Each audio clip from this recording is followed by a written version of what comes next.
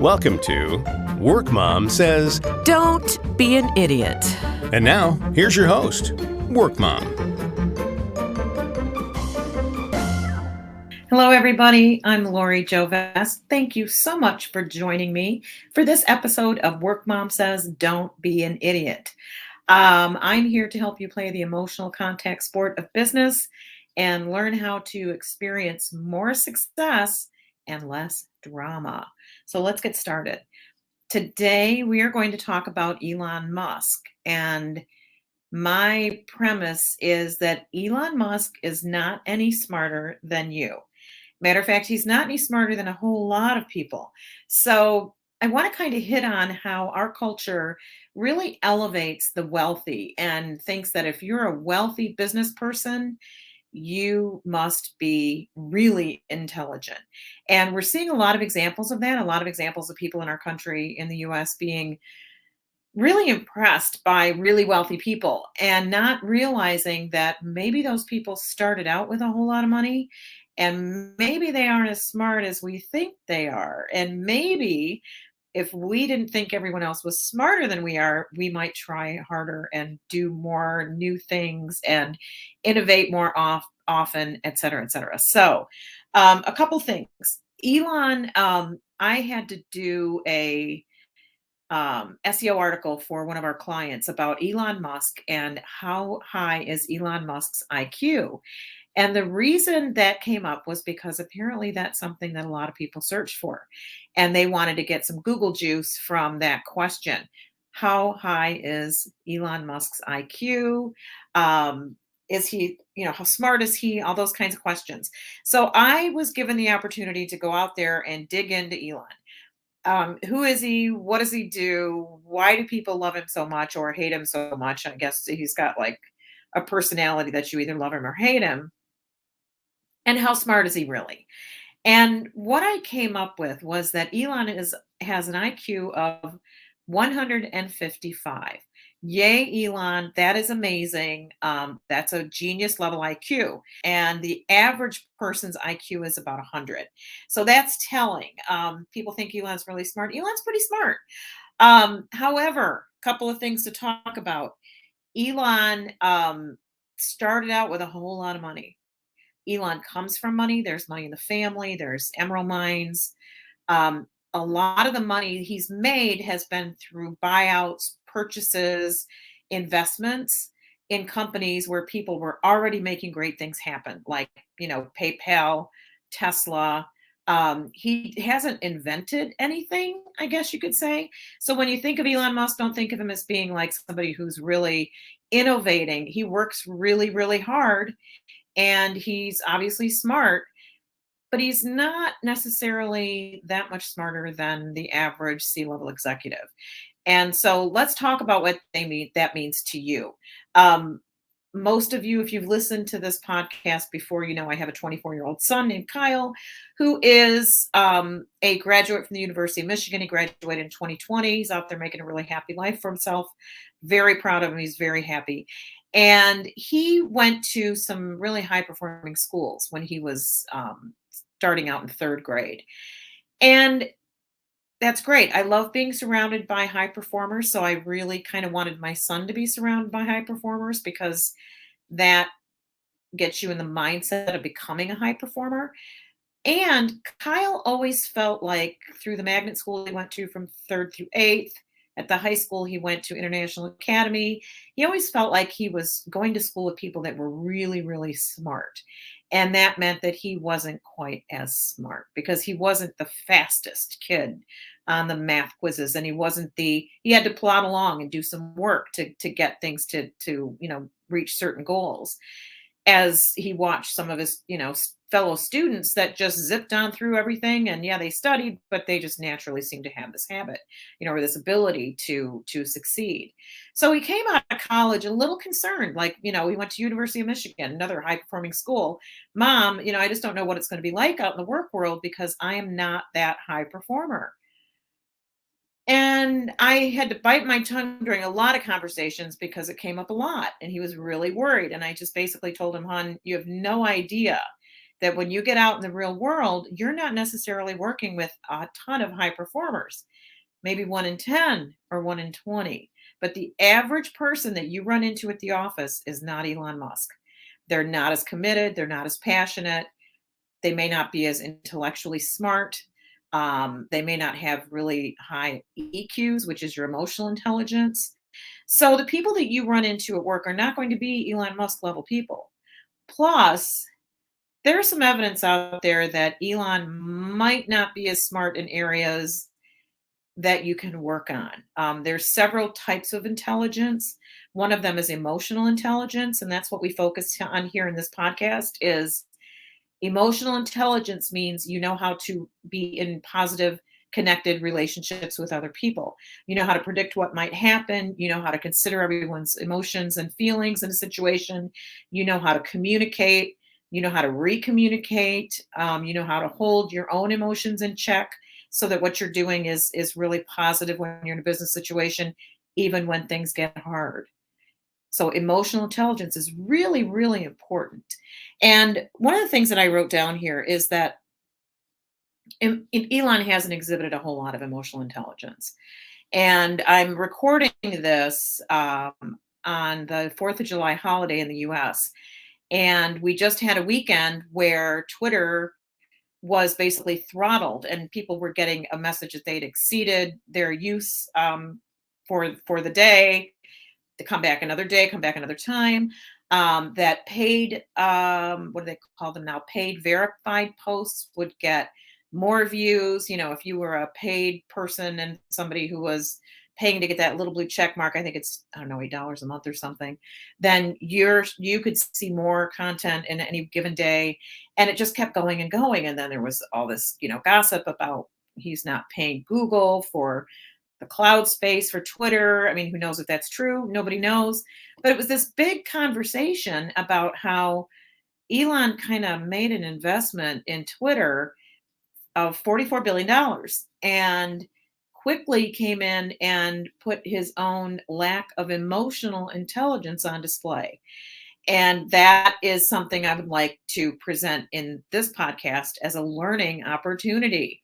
It is a teachable moment to take a look at what Elon's doing and figure out how you can avoid doing those kinds of things in the future. So let's go through it real quick. One of the things that Elon did when he first came into Twitter was, bring a kitchen sink, create some drama, let go of a whole bunch of people, argue with employees in the public square on Twitter, fire people that had a conflicting view of what he thought, just argue and basically publicly out himself as someone who likes to snap back at people, who likes to attack, and who's very defensive. And that doesn't present an intelligent position. It doesn't present an intelligent leader when you're doing the kinds of things that even a high school kid may know better than to do. Snap back at something in the public square, don't do it. It's not, it's an emotional reaction. It shows a lack of emotional intelligence. So, teachable moment number one from Elon's behavior. There's a lot of things coming out lately about the Tesla and how the self-driving capability of the vehicle, I don't know the technical details about it, but how his engineers were coming back to him and saying, Elon, the auto self-driving is not ready yet. That feature is not ready to go. We don't want to release it until it has this particular visual component. And Elon said, we're going anyway. And now there's all these problems with the Teslas and their self-driving capabilities. And in spite of the fact that they continue to tell people a self-driving car still requires monitoring, you've got people that are, I don't know if you've seen the videos on Twitter, YouTube, wherever, but there are people who are basically driving down the freeway in the driver's seat with their head lolled back, taking a nap. And, the police car's going up beside them, trying to get them to wake up and, pulling the siren, doing all kinds of things to get them to wake up. And Elon's self-driving cars are not ready yet for that level of self-driving. So if you dig in a little bit, you can find some stuff there that he just decided not to listen to his people. And in business, not listening to your people is a really huge sign of poor leadership. And listening to your people and letting them tell you what they know, because they're often like boots on the ground into the detailed situations that you as the CEO may be missing, or you as a coworker, even if you're not in a leadership position yet, listening to the people around you is what will make you informed and will contribute to your success. So listening is a huge component of EQ that Elon's not exhibiting. A couple other things. Let's see. Overworked and escapism. Let's talk about that. Okay, this is a teachable moment. That's what I like to call a teachable moment. The teachable moment here, people. Time for another teachable moment.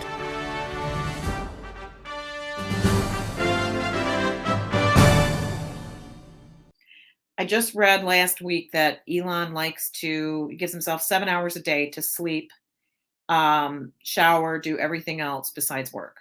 So he is a 17-hour a day worker. He wants all his people back in the offices, back in the plant, and he is, committed and passionate, and he sleeps at work.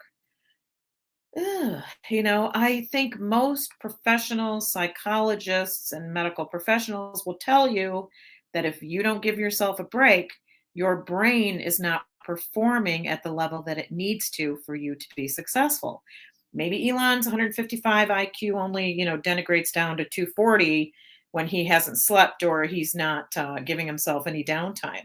But if you've ever gone through a really extended busy time, maybe while you were studying for finals, or you have a huge presentation due at the office and you are just pounding on that keyboard, getting things done, but you're up till 3 in the morning and then up the next morning at 7 and you just keep going, your brain will start to shut down and your physicality may even start to shut down. You will not be as healthy, you will not function as well cognitively. You will not be as well rested. You will not be as calm and able to handle your emotions as you would be if you gave yourself enough time to rest, relax, and then get back to work, because it's really important. It's important for your success in the office. It's important for your success in life. So a couple more things. Let's see. Elon, some of the things that I think are really interesting that he does really well.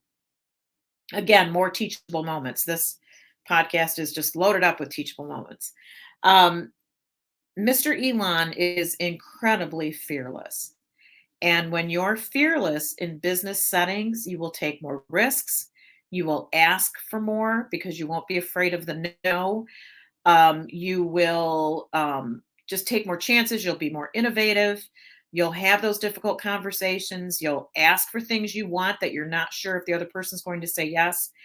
Being fearless is something that Elon obviously does really, really well. And it's something that you can cultivate. One of the mantras I have is feel the fear and do it anyway. Feel the fear and do it anyway. One more time. Feel the fear and do it anyway. Because things will come up that will scare you. But if you don't try, how do you know that you wouldn't have succeeded? And the only way to succeed is to take risk. Risk is really important to business success. So a couple more things. Elon has a really high failure tolerance, obviously. They just shot off a rocket. SpaceX shot off a rocket, I think a month or so ago, and it went up in the air and exploded. And they were like, yay, look at all the things we learned. And they didn't complain or come out with any negative press really about the failed launch. They were very optimistic and said, hey, we got it off the ground. We got it up to a certain height. And now we go back and figure out why it crashed or why it, burned out. So having a high failure tolerance is really important. I have a really great friend that put out an event a couple weeks ago and very few people showed up. I mean, she got a venue, she had food, very few people showed up. The people that showed up were very important people. And so when we talked about her event the next day, there were 3 or 4 of us on our accountability call in the morning. And what I suggested is she's building her failure tolerance. She had an event and 2 people came and it's all uphill. It's all downhill from there, meaning it will only get better. What did she learn? And we talked about unpacking it and looking at why that might have been. A lot of times when you do online registration for events, people don't take it seriously. If you don't charge for the event, people may not feel bad about canceling at the last minute. It was in the summer in the evening. Is there a better time to have it? Are people more used to those kinds of events being on Zoom? So we kind of unpacked it. And basically, what she learned was how to increase her failure tolerance. And that's important to success. It's also very important to EQ because when you take a chance and you ask for something, you may get a no. Or when you try something new, you may fail spectacularly. You may fail in such a big way that you lose a lot of money. It happens, but you don't know how successful you can be if you never try. So the last thing I want to talk about Elon, and the last teachable opportunity we have here is he's got incredible tenacity. Okay, this is a teachable moment. That's what I like to call a teachable moment. The teachable moment here, people. Time for another teachable moment.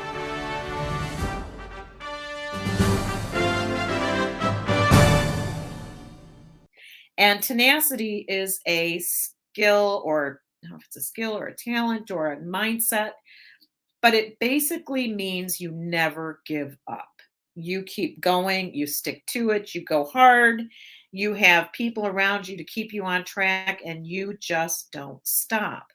And that is tenacity. And I remember back when I was in television production, God, it's been 10 years now, but I spent a good chunk of my career in television production. And we were always trying to do things that had never been done before. The client comes to you with a script. They say, we have this idea. Let's do this. And you try to do it. And sometimes you fail. And sometimes the client needs something on a certain day and you can't find the piece of equipment that you need. And maybe this time you can't fail. So you head out and call everybody you know. You go to other markets, you call every single person that you know in the production business, and you ask and you find what is needed for your client. And when I was in production, I was known as that person that if you couldn't find a turntable, call Lori, she'll figure it out. If you can't find, an experienced script supervisor, you can't find a caterer for your shoot, call Lori, she'll figure it out. The reason was I was so incredibly tenacious. I was not giving up. I was going after things like, like a terrier, like they say, a pit bull on a pork chop. And when you are that person that is tenacious and persistent and doesn't take no for an answer, you'll get more yeses than nos, because that's sometimes what it takes to really get to that level of success is to ask. And when you fail, keep going. And when you fail again, be persistent, keep going. If you're fearless, you have a high failure tolerance, and you focus on tenacity, never giving up, with those three things, you will move faster down the career path than anybody else, because most people give up easy. They let fear rule their lives. They don't stick to things. If they fail, they struggle and suffer. Um, there's a lot you can do by focusing on those three particular things that Elon Musk has loads of. He is built for that kind of work. Everybody doesn't like him, but you can't say that he's not doing amazing things out in the world. Now, I'm a little upset about what he's doing over Twitter, but that's a whole nother conversation. And all you have to do to find out what I think about Twitter is see me on Twitter.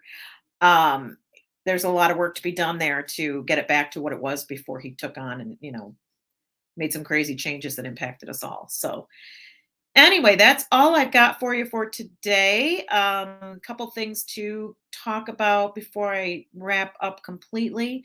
My new book is on the shelves at Amazon and Barnes and Noble online. It's called Work Mom Says.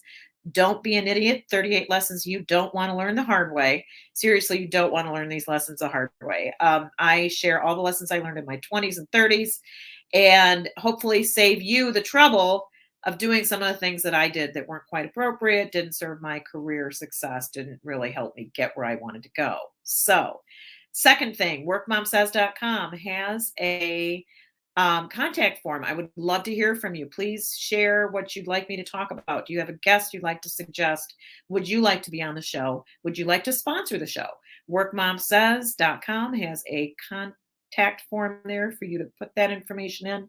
Comes right to my inbox, and I'll get back to you. So, and besides that, please, if you're listening on Spotify, Apple Music, iTunes, any of those other platforms, please leave me some stars. Reviews make the world go round as podcasters, and I would love to grow this podcast into something a little bigger than it is, and only you can help me do that. So that's it for this episode. See you again soon. Thanks for listening to Work Mom Says. Don't be an idiot. For more information, you can email WorkMom at LORI@workmomsays.com. That's Lori at workmomsays.com. And remember, Don't be an idiot.